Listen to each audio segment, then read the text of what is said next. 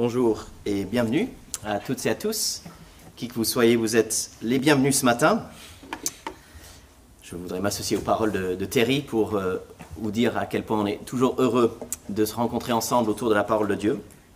Quand j'étais en train de faire mes études, j'ai rencontré un couple qui était aussi en train de faire des études de théologie. Francis et son épouse étaient jeunes mariés à l'époque. Je crois que c'est, si ma mémoire est bonne, je crois que c'est en l'an 2000 qu'ils nous ont raconté cette histoire. Mais c'est une histoire qui avait eu lieu en 1995. Et à l'époque, en Afghanistan, c'était le régime des talibans qui était donc qui gouvernait le pays, qui était dans un sens assez stable par rapport à ce qui a été le cas plus tard en Afghanistan. Et ils ont décidé d'y aller. Avec un ami, ils sont partis, je crois, à 3, en Afghanistan, en voiture. Je crois qu'ils sont passés par l'Iran, je ne me rappelle plus exactement du chemin qu'ils ont pris. Mais malgré les recommandations officielles, que c'était quand même peut-être pas un lieu très sûr pour des Occidentaux, ils ont traversé le pays en voiture. Et ils avaient avec eux des Nouveaux Testaments en pashto, la langue qui est parlée en Afghanistan par une majorité de la population. Et sans se mettre en avant, entre guillemets, ils ont eu des occasions de distribuer le Nouveau Testament, la Bible, ici ou là. Même à certains endroits, ils arrivaient dans une ville, ils restaient une nuit, et le lendemain, des gens venaient les voir dans la rue et leur disaient « Vous ne serez pas les personnes avec des livres à donner ?» Et donc, ils pouvaient parfois distribuer à la demande des gens, dans un sens. Ils ont demandé rendez-vous, ils ont eu rendez-vous avec le ministre des Affaires religieuses du gouvernement taliban, et ils lui ont remis de main propre un Nouveau Testament. Et cet homme leur a dit ça fait longtemps que je désire lire ce livre, merci. C'est le genre d'histoire qu'on se dit, c'est fou en fait.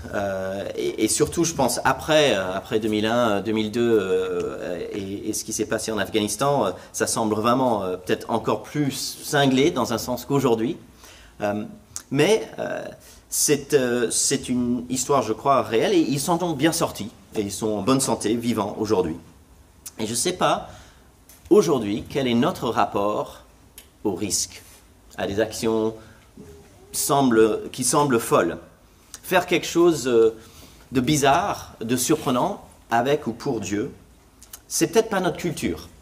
C'est peut-être pas notre pratique, c'est pas, je pense, ma culture. Je me demande à quel point dans des pays où l'agriculture a été historiquement l'industrie principale ou la façon de vivre principale, on doit gérer les risques sur des années, une bonne récolte, une mauvaise récolte, on doit préparer ces choses-là. Et donc on doit faire attention aux risques. On ne peut pas présumer que l'année prochaine il y aura la récolte de blé, etc. On apprend peut-être à toujours protéger, à ne pas s'exposer. Est-ce qu'on est prêt à ce que la parole nous interpelle, nous questionne, nous remette en question, peut-être par rapport à notre culture ou peut-être juste par rapport à nos cœurs? Dans 1 Samuel, nous découvrons un Dieu qui est à la recherche d'un roi selon son cœur. C'est la phrase qui revient. Et on a vu la semaine dernière, au chapitre 13, l'échec de Saül. Il n'arrive pas à faire confiance à Dieu. Il prend les choses en main. Il agit de manière autonome. Et c'est une forme d'autosuffisance qui est dangereuse, en fait, qui montre que dans son cœur, il n'est pas en train de faire confiance. Mais dans cette section, et 13 et 14 sont un peu dans la même logique, il y a un contraste qui est assez fort avec Jonathan, qui est le fils de Saül, qui est donc plus jeune, et qui montre ce qu'est une vie de confiance, quelque part. Qu'est-ce que c'est de vivre avec une liberté grâce à Dieu.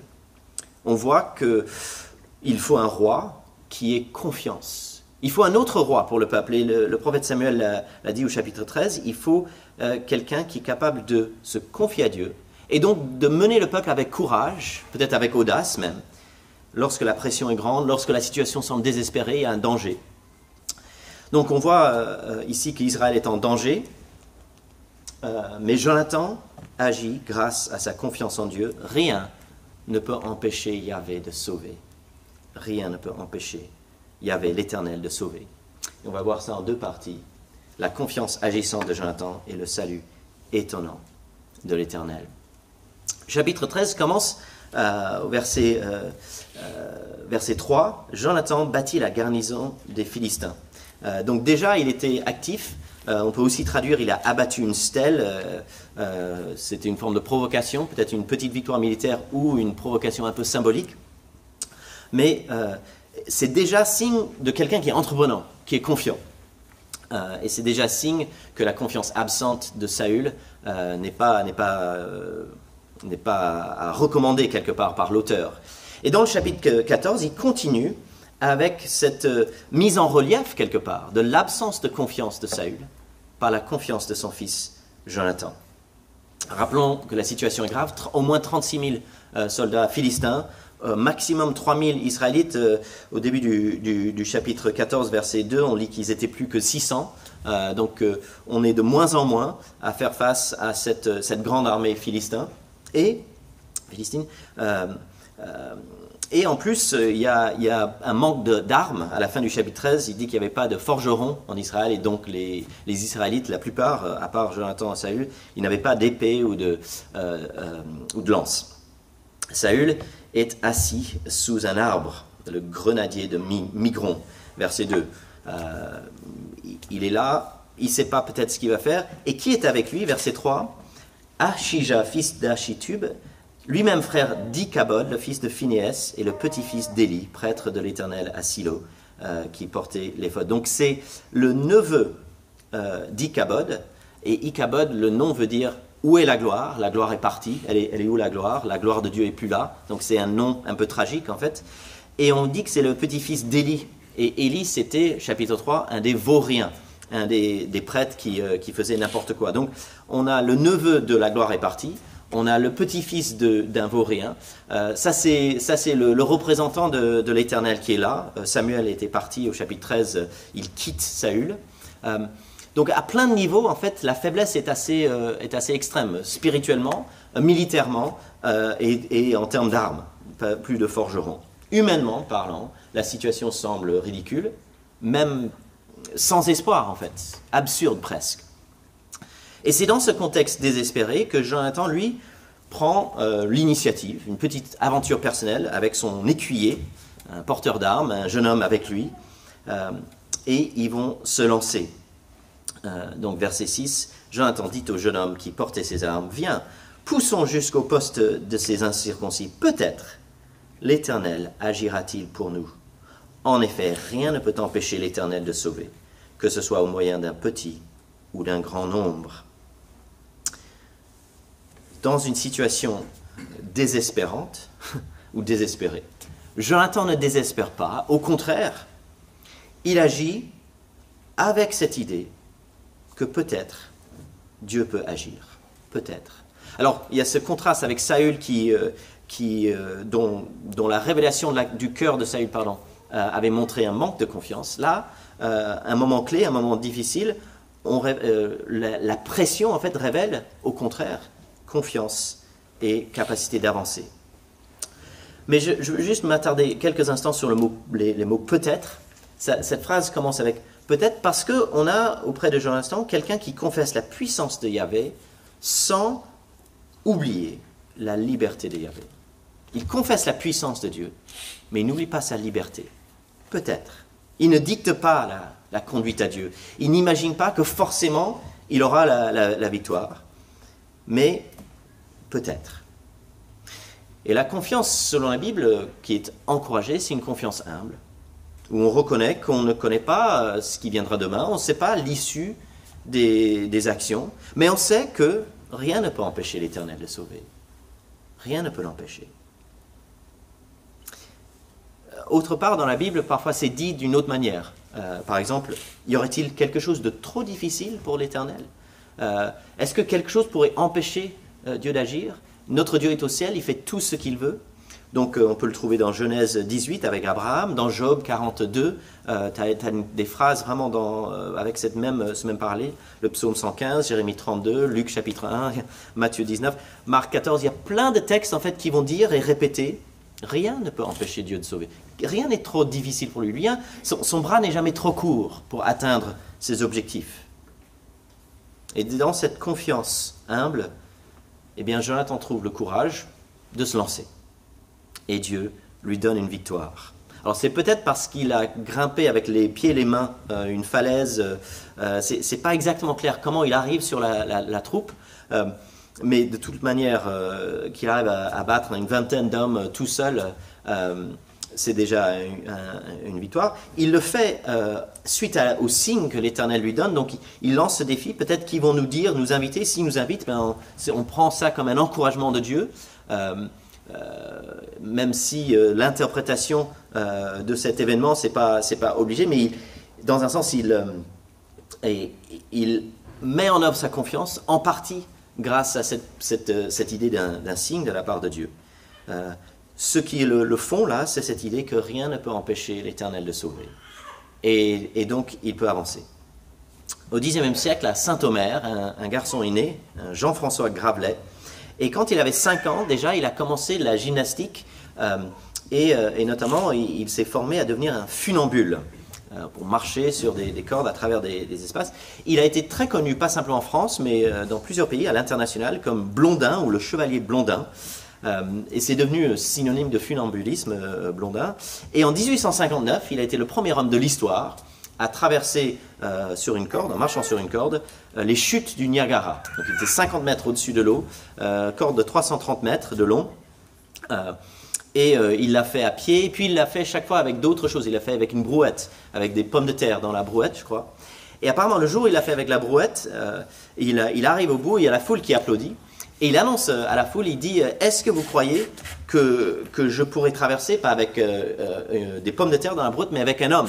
Et la foule dit « Oui, c'est toi le plus fort, etc. » Alors, est-ce qu'il y a un volontaire? Silence total. Personne n'était prêt à le faire. Par contre, je crois pas ce jour-là, mais plus tard, il a traversé avec son agent, donc il travaillait avec lui, qui organisait un peu sa vie professionnelle, sur son dos, sur les 330 mètres de long et 50 mètres au-dessus des chutes du Niagara. Dans la foule, personne ne voulait accepter le défi dans la brouette, mais quelqu'un qui l'avait vu travailler, qui avait expérimenté sa capacité à faire des choses extraordinaires sur des fils, des cordes, etc., a fait confiance à son ami. C'est quelqu'un qui savait qu'il était capable d'exploits, d'équilibre et qu'il était fiable en quelque sorte.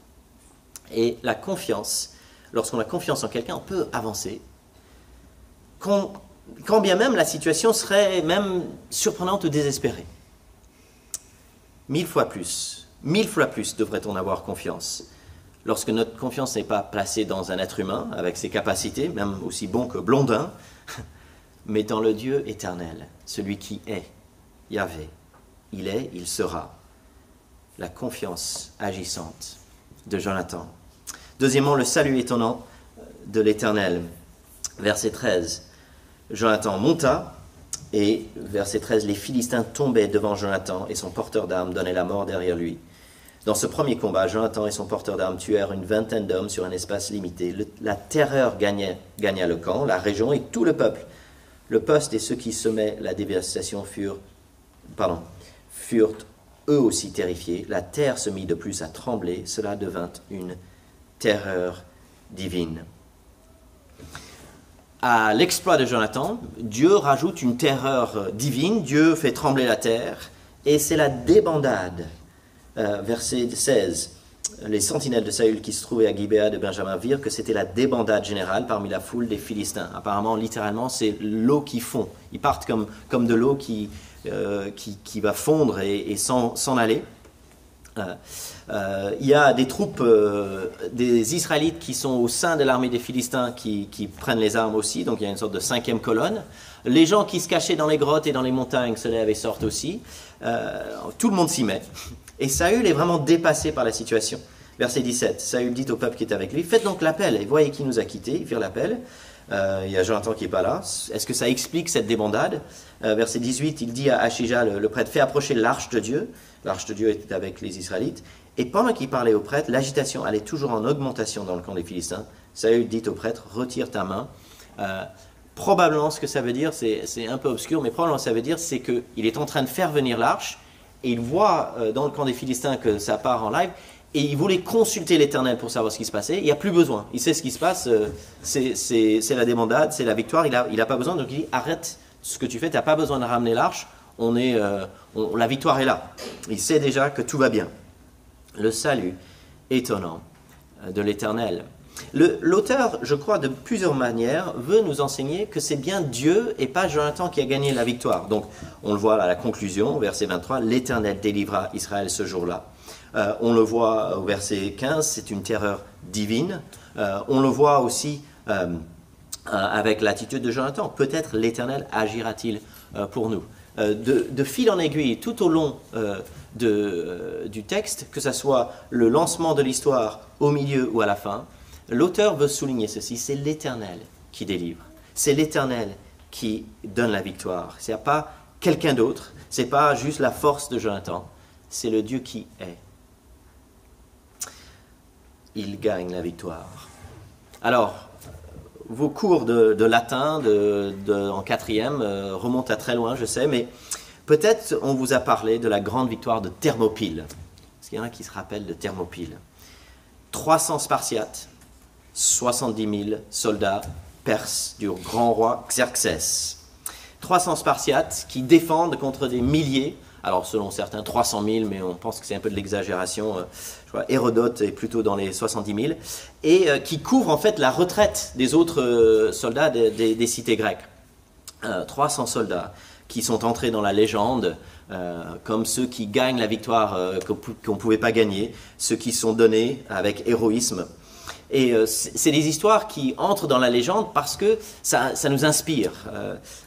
Quelques personnes qui surprennent tout le monde par leur courage, qui donnent tout, qui arrivent à dépasser la logique du nombre et dire 20 hommes contre 1, c'est pas possible. Eh bien, Jonathan, avec son assistance, c'est la mini-défaite, c'est la mini-victoire, et la débandade qui suit. Tout cela, en fait, c'est visible, mais le narrateur le souligne bien, ce qui est invisible, c'est l'Éternel qui gagne. C'est Dieu qui sauve, c'est Dieu qui change la donne, c'est Dieu qui étonne. Alors, peut-être juste 2 mots sur la question de Dieu et la guerre.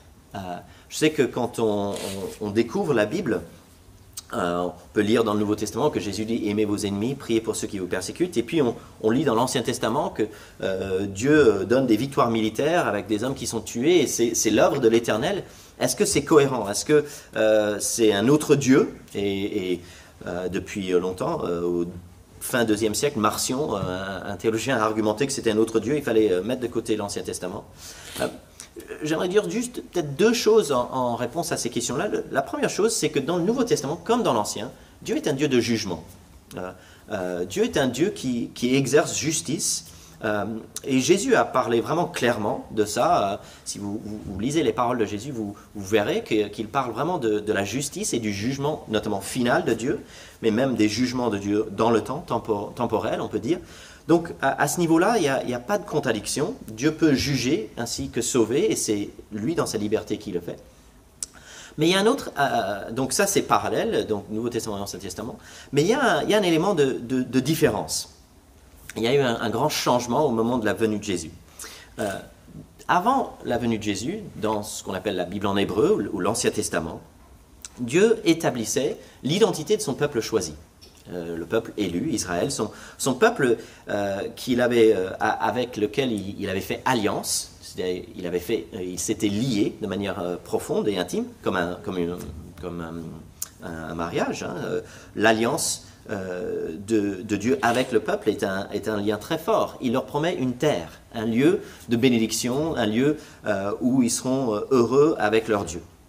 Et il y a une sorte d'identification personnelle et géographique entre Dieu, le peuple, et la terre promise.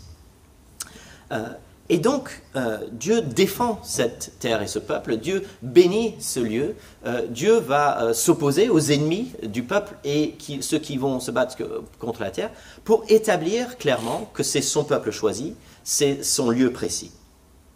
Et il me semble que Dieu faisait ça dans une logique d'accomplissement, du moment où il allait lui-même venir au sein de ce peuple, lui-même venir dans ce lieu pour sauver le monde. Et avec l'incarnation, il y a un choix précis en fait. Dieu prépare l'incarnation par des siècles et des siècles d'alliance, donc de lien avec un peuple, et d'engagement envers un peuple et un lieu, afin de pouvoir arriver un jour et que ça soit compréhensible en fait, que ce n'est pas juste quelque chose de nouveau, mais c'est la logique depuis des siècles de l'alliance de Dieu qui se lie à un peuple avec cette terre promise. Mais une fois que Jésus est là, il y a une nouvelle logique. Parce que maintenant que Dieu est venu, maintenant la porte est ouverte pour tous. Et il n'y a plus de logique de définition ethnique ou géographique. Jésus invite des Juifs et des païens, les nations, quelles qu'ils soient, à entrer dans son royaume. Donc, plus de royaume visible délimité géographiquement, plus de peuple ethnique délimité par une ascendance. Il n'y a plus ces limites-là, maintenant, une fois que l'incarnation et la croix et la résurrection ont lieu. Mais à l'époque de Saül et Samuel, Dieu était en train de révéler qui était son peuple choisi. Dieu était en train de révéler quel était le lieu précis par lequel, où il allait venir. Et Dieu était en train de préparer la révélation de sa personne en Jésus et la libération du monde entier.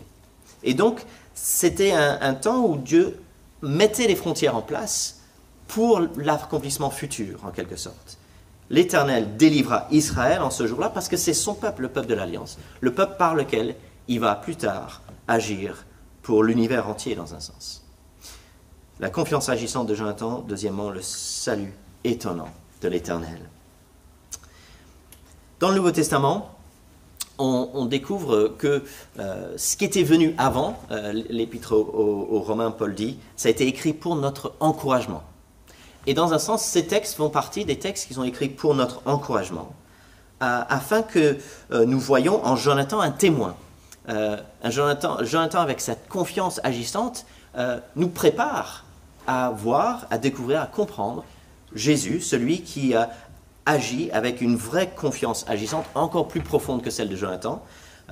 Jonathan est une sorte de témoin ancien qui nous conduit à Christ et il nous montre ce qu'est un leader selon le cœur de Dieu, celui qui connaît la puissance, la sagesse et la bonté de Dieu suffisamment qu'il entre dans des actions audacieuses. On verra une même logique un peu plus tard avec David, donc qui prendra la suite de Saül, qui va, comme Jonathan, montrer cette confiance agissante face à Goliath et dans d'autres situations. Un bon leader fait confiance et il agit. Ce n'est pas l'un ou l'autre, mais c'est dans la confiance qu'il agit. Et ce leader selon le cœur de Dieu dit peut-être que Dieu agira pour nous, car rien ne peut empêcher Dieu de sauver, que ce soit au moyen d'un petit ou d'un grand nombre. Jonathan et David dirigent notre regard vers un roi futur, un roi dont la confiance agissante était encore plus grande, qui a fait face à l'ennemi pas de 36 000, mais du mal, de la mort, et l'ennemi ultime, notre accusateur, et qui, par sa confiance agissante, a tout fait le nécessaire pour gagner la victoire en donnant sa vie et en ressuscitant, et ainsi nous mettant en sécurité, car nos pires ennemis sont vaincus. Et donc, avec lui, on peut agir avec audace, prendre des risques, tenter des choses, faire ce qu'on appelle des pas de foi, mettre un pied là où on dit c'est pas solide, mais est-ce que ça pourrait tenir avec Dieu? Dans des romans, on lit parfois des situations de risque ou d'engagement, je pense aux Trois Mousquetaires, où ils sont 3 ou 4 à s'attaquer contre une grande troupe, ou il y a quelque temps, j'ai lu un roman de Marc Lévy où il y avait la question de croire à quelque chose d'incroyable. Et ces moments de prise de risque sont souvent la création de tensions dans un roman, tout comme dans la vie, un moment où on fait un pas d'audace, on se dit comment ça va se terminer. Et dans un roman ou dans la vie, ça peut mal ou bien se terminer de notre point de vue. Mais selon la Bible, en fait, avec Jésus-Christ, ça ne va pas vraiment mal se terminer. Dans le sens où, quand bien même, comme des martyrs aujourd'hui en Somalie, je perdrai ma vie, je ne perds pas ma sécurité en Christ. Quand bien même je perdrai beaucoup de choses qui me sont précieuses, rien ne peut me séparer de son amour. Donc si nous en venions à ne pas recevoir la victoire qu'on imagine lorsqu'on fait ce pas de foi, eh bien Dieu prend quand même soin de nous et rien ne peut nous séparer de son salut. Il me semble que ce texte nous appelle à une foi créative et entreprenante parce qu'il y a une confiance saine et courageuse dans le Dieu vivant. Oui, Dieu est libre, peut-être il agira pour nous. Cela dit, en Christ, on sait qu'il agira pour nous. Alors, il y a la liberté de Dieu dans le sens où on ne connaît pas exactement comment il va le faire, mais on a cette confiance qu'il nous fera du bien et qu'il nous bénira. Je crois que c'était dans les années 20, aux Pays-Bas, est né un jeune homme qu'on connaît aujourd'hui sous le nom de frère André. Et il a, dans les années 50, commencé à importer des Bibles à travers le rideau de fer dans les pays communistes. Il a fondé ce qu'on appelle aujourd'hui, qui est la mission Porte Ouverte, et d'ailleurs je crois que c'était dès les années 50, il appelait ça. C'était quoi? C'était un homme, il avait une coccinelle d'occasion qu'on lui avait donnée, et il avait des Bibles. Et il arrivait au poste de frontière, il laissait des Bibles visées. Au début, il se dit il faut les cacher, et puis il voyait que, en fait, il faisait les soldats souvent, ils faisaient des recherches approfondies. Donc, au lieu de les cacher, il les mettait en évidence. Et par la grâce de Dieu, il passait ces frontières et il pouvait distribuer des Bibles parmi ceux qui ne pouvaient pas avoir ça. Ça semblait pas grand-chose en 1957, un homme, une coccinelle et quelques Bibles. Et en face, dans un sens, ce système athée des États communistes avec une logique d'empêcher la Bible, etc., ça semblait très puissant. Et ils étaient capables de mettre un homme dans l'espace, ils étaient capables d'organiser des grandes armées, etc. Qui l'aurait cru en 1957 que quelques décennies plus tard, eh bien, le communisme serait plus là, mais Porte Ouverte, lui, continue à aider des chrétiens persécutés, des dizaines de milliers de chrétiens persécutés chaque année, à continuer à pourvoir des Bibles là où c'est difficile d'en trouver, continue à agir, à s'étendre. Qui l'aurait cru en 1957? Des renversements étonnants, de saluts inattendus, c'est la spécialité du Dieu vivant depuis au moins 3000 ans. Et donc, ce matin, je nous encourage à ne pas avoir peur de faire ces pas de foi. Peut-être, vous avez un collègue avec qui vous avez eu des discussions, qui vous a posé des questions sur la foi. Vous pouvez lui proposer de lire ensemble l'évangile de Marc, c'est le plus court. Peut-être, le jeudi soir, vous pourrez aller avec Alexandre Urdangaray de notre église à la rencontre des migrants à la porte de la chapelle, avec quelques autres chrétiens, leur apporter des gants, des produits utiles, les inviter à venir le vendredi soir à une célébration chrétienne en arabe, qui est traduit en pashto aussi pour ceux qui ont besoin. Faire des pas de foi en prenant une semaine de mes vacances pour un camp chrétien, une mission. Chers amis, n'ayons pas peur. Alors oui, on a des devoirs, des responsabilités. On a des devoirs auprès de nos familles, auprès de nos parents, nos enfants. On ne doit pas manquer à cela, mais prenons le temps de réfléchir à des pas de foi que Dieu pourrait mettre devant nous pour notre bien. Dans un sens, je pense parfois la nature exacte de ce pas de foi n'est peut-être pas très important. Quel type de pas de foi est-ce? Du moment qu'on est en fait en train de sortir de notre zone de confort, en train de mettre en œuvre une foi créative, entreprenante, prendre un risque, c'était la bonne décision pour Jonathan. Peut-être l'Éternel agira pour nous. Prendre des risques avec Dieu, dans un sens, c'est pas prendre un risque, parce que il maîtrise les situations. Rien ne peut l'empêcher de sauver. Et s'il décide de ne pas nous donner la victoire, comme il a donné cette victoire à Jonathan, il peut aussi utiliser ces situations pour nous former, nous façonner et nous apprendre de nouvelles choses. Je pense que je suis trop souvent dans le confort, dans une ambition limitée, une vision peut-être étroite, parfois un sens exagéré de la responsabilité qui m'empêcherait de faire certains pas. Chers amis, rien ne peut empêcher l'Éternel de sauver. Soyons audacieux avec lui. N'ayons pas peur. Et paradoxalement, ne jamais prendre aucun risque pour lui, c'est courir le risque d'une foi superficielle, peut-être culturelle, qui ne serait pas réelle. N'ayons pas peur. Grâce à la confiance agissante de Jonathan et le salut étonnant de l'Éternel. Prions ensemble. L'Éternel délivra Israël ce jour-là. Père Céleste, nous te bénissons pour cette délivrance, pour cette libération que tu as effectuée. Et nous te prions, notre Dieu, que tu continues à nous libérer de nos craintes, nous libérer afin de faire de nous un peuple courageux et audacieux pour toi. Merci d'avoir en Jésus pourvu à notre besoin de sécurité. Merci pour la confiance agissante qui a permis à Jésus de venir nous libérer, d'aller jusqu'à la croix pour nous. Seigneur, donne-nous de regarder à lui afin de recevoir de ta grâce, afin d'être transformés et que nos cœurs, parfois peureux, puissent être audacieux avec toi. Nous te le prions au nom de Jésus. Amen.